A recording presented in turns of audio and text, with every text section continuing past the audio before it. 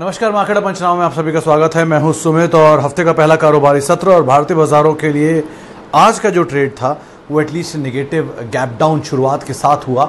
हालांकि lower level से market ने रिकवरी दिखाई, लेकिन सेकंड हाफ तक आते आते बाजार दिन के निचले स्तरों पर, एक हफ्ते के निचले स्तरों पर आप कह सकते हैं बंद होते हुए दिखाई पड़े। 11 हफ्ते के बाद निफ्टी में आज सबसे बड़ी गिरावट आते हुए दिखाई पड़ी। मिड कैप स्मॉल कैप में 6 दिनों की रिकॉर्ड तेजी जो लगातार बनी हुई थी, वहां पे आज थोड़ा ब्रेक लगा और मेजरली आज आईटी और एफएमसीजी शेयरों पर दबाव था। बैंकिंग, मेटल, ऑटो शेयरों में बिकवाली थी। रियल्टी, फार्मा, पीएसयू ये कुछ ऐसे शेयर थे जो कि आज हल्की तेजी के साथ कामकाज कर रहे थे और आज जोरदार तेजी थी ब्रोकरेज शेयरों में, रेटिंग एजेंसीज में, प्लेटफॉर्म्स में, शुगर में। ये कुछ ऐसे नाम थे जो कि आज तेजी के साथ कामकाज करते हुए दिखाई पड़ रहे थे। निफ्टी के करीब 42 शेयरों में गिरावट थी, सेंसेक्स के 27 शेयर में गिरावट थी और निफ्टी बैंक के सभी 12 के 12 शेयर जो है वो आज दबाव के साथ ही कामकाज करते हुए दिखाई पड़ रहे थे। तो मेजरली मार्केट्स के अंदर आज गैप डाउन शुरुआत और बाजार ने कुछ हद तक उसको संभाला शुरुआती फर्स्ट हाफ में, लेकिन सेकंड हाफ तक आते आते वहाँ पर वापस प्रेशर बनता हुआ दिखाई पड़ा और खास सपोर्ट मार्केट में देखने को नहीं मिला। हेलो दोस्तों, अगर आप अपना पैसा शेयर मार्केट में इन्वेस्ट करके लाखों रुपए कमाना चाहते हैं तो आज ही आप स्टॉक के साथ जुड़कर अपना डीमैट अकाउंट आप बिल्कुल फ्री में ओपन कर सकते हैं, जहां पर आपका ब्रोकरेज चार्जेस बिल्कुल ना के बराबर लगता है। ब्रोकरेज लगता है तो सिर्फ इंट्राडे ट्रेड में, वह भी सिर्फ 20 रुपये। तो आज ही आप स्टॉक के साथ में जुड़ सकते हैं, लिंक डिस्क्रिप्शन में है, क्लिक करें और अकाउंट ओपन कराएं। चलिए अब सवाल जो आपका सिलसिला शुरू करते हैं। सबसे पहला सवाल एस्ट्राजेनेका पे विभा जी का। विभा जी, मतलब किस भाव पे खरीदारी डिपेंड करता है उसके ऊपर, क्योंकि एस्ट्राजेनेका वैसे तो कंपनी बुरी नहीं है, अच्छी कंपनी है, मल्टीनेशनल है, अच्छा डिविडेंड भी अभी मिलता ही है इसमें। बाकी जो पीयर हैं इसके, इस तरह के पीयर जैसे कि सनोफी हुआ या फाइज़र हुआ, उनके कंपैरिजन में ज़रूर इसने अंडर परफॉर्मेंस दिया, लेकिन नोवार्टिस से मुकाबले आउट परफॉर्मेंस भी दिया है। खैर, लेकिन कंपनी ठीक ठाक है। आप एग्जिस्टिंग पोजीशन में तो बनी रहेगी, लेकिन नई खरीदारी इसकी बजाय आप सनोफी या फाइज़र जैसी कंपनी करिए जहाँ पर डिविडेंड बहुत अच्छा मिल जाता है, या मर्क जैसी कंपनीज के ऊपर आप ट्राई कर सकते हैं, वो भी अच्छी कंपनी है, वहाँ पर भी आप पैसा बना सकती हैं। HDFC बैंक, HDFC लाइफ, अरे बाप रे, इतने सारे सवाल आ गए एक ही दिन में। शरद मिश्रा साहब का सवाल HDFC लाइफ से स्विच करना चाहिए। राजेश जी का सवाल है HDFC bank, HDFC life after result for long term. Sanjay Vyas ji का सवाल है HDFC बैंक और नीचे श्यामलाल डूडी जी का भी सवाल है HDFC बैंक। सर, एक ही फॉल में ये हाल हो गया आप लोगों का मतलब देश का सबसे बड़ा bank in terms of market cap, देश का सबसे बड़ा निजी बैंक, सेकेंड लार्जेस्ट निजी बैंक, सबसे बड़ा सेकेंड लार्जेस्ट ग्रुप और सबसे बड़ी insurance listed insurance company in terms of market cap, इन सब होने के बावजूद सिर्फ एक दिन के फॉल में आपको घबराहट होने लग गई। इनफैक्ट HDFC बैंक पहली बार सिंगल डिजिट में NII ग्रोथ देकर गया है अपनी लाइफ में। उसकी वजह है कि पूरा बैंक कारोबार बंद था, पूरा लॉकडाउन था, उसके बावजूद भी सिंगल ग्रोथ दे गया, बहुत बड़ी बात है। और अगर मौके मिलते भी हैं, मैं कहता हूँ कि चलिए बैंक यहाँ से आधा भी हो जाए तो भी आपके लिए लॉन्ग टर्म में तो अच्छा मौका ही बना के दे रहा है ना। अच्छा बैंक सस्ते दाम पे मिले, इससे अच्छा क्या हो सकता है। तो आपको तो मतलब आराम से इसको एक्यूमुलेट करना चाहिए और एक दिन के फॉल में आप घबरा गए। ब्रोकरेज हाउस आज भी 2000 की टारगेट दे रहे हैं, मॉर्गन स्टैनली था, JP मॉर्गन था, किसी का था, और बाकियों का भी 1800 की टारगेट है, किसी ने डाउनग्रेड भी नहीं किया। नीचे कोई एक्शन रहते हैं हर चीज़ के, ऐसे तो इवेंट का वेट किया जाता है, कभी ऐसे इवेंट आए बाजार में गिरावट और नीचे माल आप बढ़िया से लें। इस तरह के बैंक, इस तरह की इंश्योरेंस कंपनीज में SIP करिए और आराम से SIP में शेयर लेते चलिए, वही सबसे अच्छी रणनीति है। घबराएं मत एक दिन एक क्वार्टर के नंबर्स में। अभी भी डिस्पाइट एक क्वार्टर के नंबर खराब भी आए हैं, तब भी इनकी एसेट क्वालिटी सबसे बेहतर है। 0.5% के आसपास के NPA और 150% की प्रोविजनिंग, यानी कि आप ये मानिए कि 100 रुपये में से सिर्फ 50 पैसे के लोन जो इनको नहीं मिलेंगे और उन 50 पैसे के लोन के ऊपर ये आगे 150 रुपये और बचा के रखते हैं ताकि कभी ऐसी सिचुएशन है तो हम हैंडल कर लें। तो ऐसी सिचुएशन जो बैंक इतना कंजर्वेटिव काम करेगा उसके साथ क्या रिस्क है, आराम से बनिए इसके अंदर। अच्छा, Cochin shipyard, Exide industries, Infibeam. Sir, Cochin shipyard case में सरकारी है, न्यूज़ फ्लो पे चलने वाला स्टॉक है मोमेंटम में। OFS ना आए तो ठीक ही है, OFS आ गया तो बात अलग है। एक्साइड को लेकर हाँ थोड़ी खबरें बीच में ज़रूर थी कि तेज़ी पकड़ सकता है, लेकिन पकड़ी नहीं इसने तेज़ी। लेकिन ब्रोकर्स के बीच में कुछ बज़ है इसमें तेज़ी को लेकर, तो इसमें आप बने रह सकते हैं। और तीसरा नाम है इन्फीबीम। सर, इस स्टॉक को लेकर थोड़ा अवॉइड करिएगा, सिचुएशन तेज़ी मिले आप निकल जाएंगे, क्योंकि इस पर पहले कॉल थी देवेंद्र चौकसी साहब की और बहुत टाइम तक पॉजिटिव रिपोर्ट वो देते हैं, लेकिन फिर भी कोई बहुत सब्सटैंशियल मूव है नहीं, तो आपको कोई भी तेज़ी मिले आप निकल जाए, ज़्यादा बेहतर रहेगा। एफएल इंडिया को समीर जी आप लॉन्ग टर्म के लिए अगर चाह रहे हैं तो ले सकते हैं। थोड़ा भागा हुआ शेयर, थोड़ा नीचे मिलेगा तो आप ज़्यादा बेहतर पोजीशन में होंगे, लेकिन अगर आपको खरीदारी बहुत लॉन्ग टर्म के लिए करनी तो आप कर सकते हैं। नीचे मिलता रहे जितना, उतना ज़्यादा बेहतर है। इस चीज़ का ध्यान रखें कि बाज़ार में हर शेयर इस समय कई गुना मल्टीपल पर कामकाज कर रहा है, चाहे वो जुबिलेंट फूड, डीमार्ट जैसी अच्छी कंपनियां हों, एफएल जैसी कंपनियां हों, हैप्पीएस्ट माइंड जैसी कंपनियां हों, ये सब बहुत ज़्यादा मल्टीपल पे कामकाज कर रही है, नहीं बहुत महंगे हैं। अब बाज़ार इस समय तो मल्टीपल सुनने को तैयार ही नहीं है, क्योंकि इस समय तो बिल्कुल ही अलग हिस्ट्री है ये।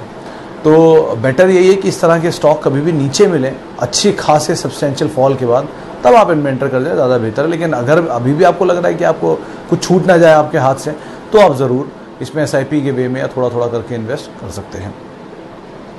अच्छा सर, एपीसीएल में समझा नहीं विमल जी, वरना मैं आपको ज़रूर बता देता। एचयूएल लॉन्ग टर्म, बीरेन जी कोई दिक्कत नहीं स्टॉक में। एचयूएल जैसा स्टॉक तो मतलब मस्ट हैव है पोर्टफोलियो में, आप इसको आराम से अपने पोर्टफोलियो का हिस्सा बनाइए, कोर पोर्टफोलियो का हिस्सा बनाइए। मतलब 5 स्टॉक, कल ही एक बाजार के जानकार से हमारी मीटिंग थी, मैं उनसे मिलने गया था, तो उन्होंने 5 स्टॉक का नाम तो खुद बताया कि ये 5 स्टॉक तो पोर्टफोलियो में होने चाहिए, कोर पोर्टफोलियो में, जिसमें रिलायंस आता है, क्योंकि जब जस्ट डायल को खरीद सकता है, जो फ्यूचर ग्रुप को खरीद सकता है, जो हैमले जैसी कंपनी को खरीद सकता है, तो ऑब्वियस ही बात है उसके खुद के अंदर कितना पोटेंशियल बाकी होगा। आप उसको देखिए, टीसीएस को देखिए, एचडीएफसी बैंक को देखिए, एचयूएल को देखिए, ये 4 नाम तो आपको अलग अलग स्पेस से आगे, वरना पीडीलाइट और एशियन पेंट में से जैसे एक स्टॉक उठा लीजिए। तो इस तरह के आप पोर्टफोलियो के कोर हिस्से में इनको शामिल करके रखिए और इनको हर फे में, हर फॉल में या हर महीने के महीने इन एसआईपी फॉर्म में ऐड करते रहिए।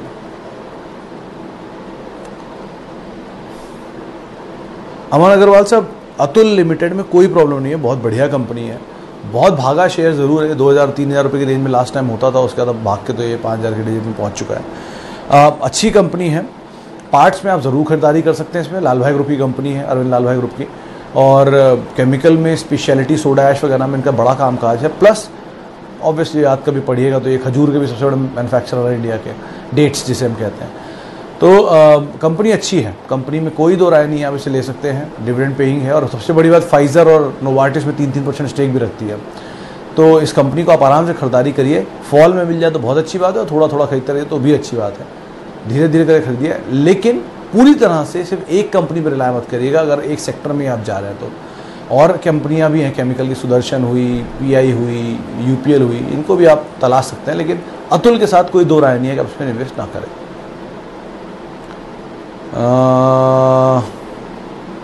आगे बढ़ते हैं और सवाल है कोफोर्ज टाटा एलेक्सी। अमित जी, इतनी बड़ी तेज़ी के बाद आप कोफोर्ज और टाटा एलेक्सी में घबरा रहे हैं।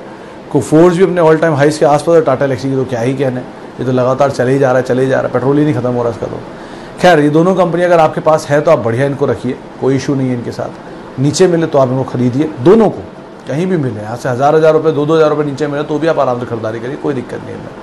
क्वालिटी मैनेजमेंट है।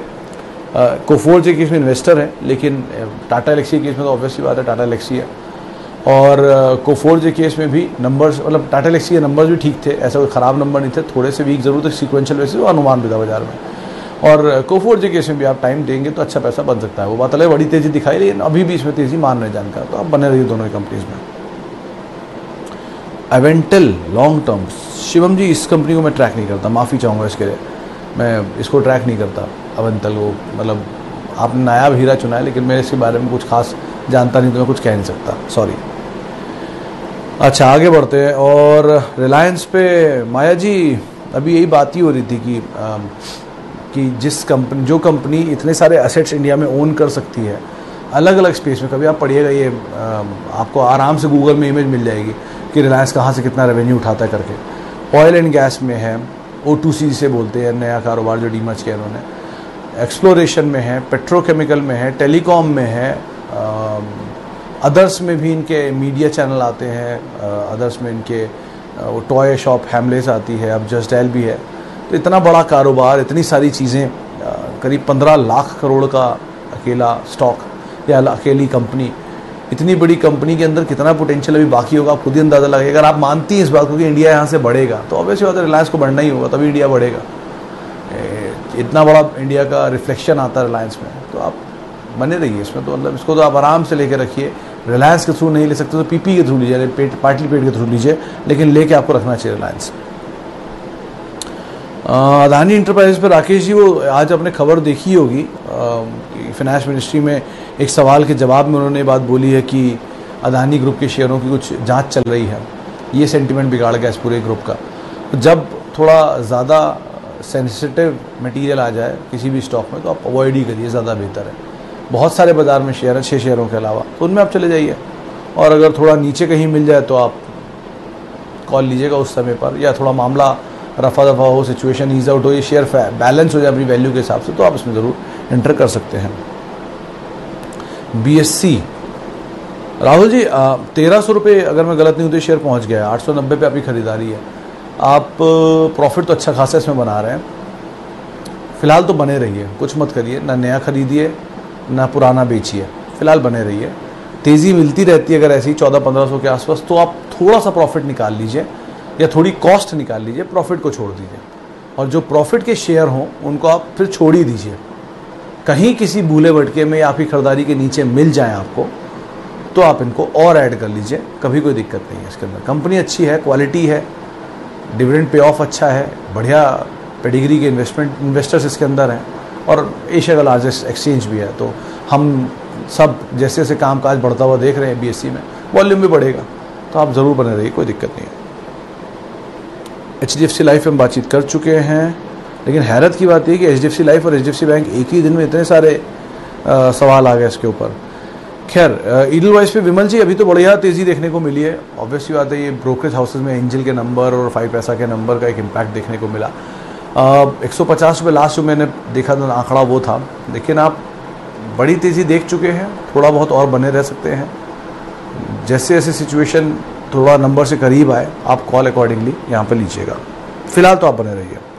हीरो को मोटो आप क्यों नहीं चल रहा है? सुमित जी इतना ही बढ़िया कंपनी है ये, मतलब आप ऐसे समझिए जो स्टॉक नहीं चलता कुछ समय तक उसको आप एक्यूमुलेट करिए, और जो स्टॉक बहुत चलता है उसको आप पीछा छुड़ाइए उससे अपना एग्जिट करके, क्योंकि जो स्टॉक नहीं चल रहा, ठीक है कुछ बुरा अगर ट्रिगर नहीं है उसके साथ तो कंपनी अच्छी है, और नहीं चल रहा। हीरो मोटो को में कुछ वो प्रमोटर को लेकर इश्यूज चल रहे थे EV वाले कारोबार को लेकर, लेकिन ठीक है इतना कोई बड़ा इशू नहीं है वो कंपनी के लिए। कंपनी अपने आप को प्रूफ करती है, ये लार्जेस्ट कंपनी है टू व्हीलर स्पेस की वर्ल्ड की, और उस कंपनी को आप मान रहे हैं कि 1-2 दिन में चलेगा। इस तरह के स्टॉक को तो आप पोर्टफोलियो में बना के रखिए। किसी भी बड़े फंड को, किसी म्यूचुअल फंड को उठा के देखिए, उनकी टॉप होल्डिंग में ये स्टॉक्स आते हैं, तो आप इसको ऐसे मत सोचिए, इसको आराम से बने रहिए, इसके अंदर ज़्यादा बेहतर रहेगा। जस्ट डायल और जोमेटो दोनों पर बड़ा इंटरेस्टिंग सवाल, चलिए खैर बात करता हूँ।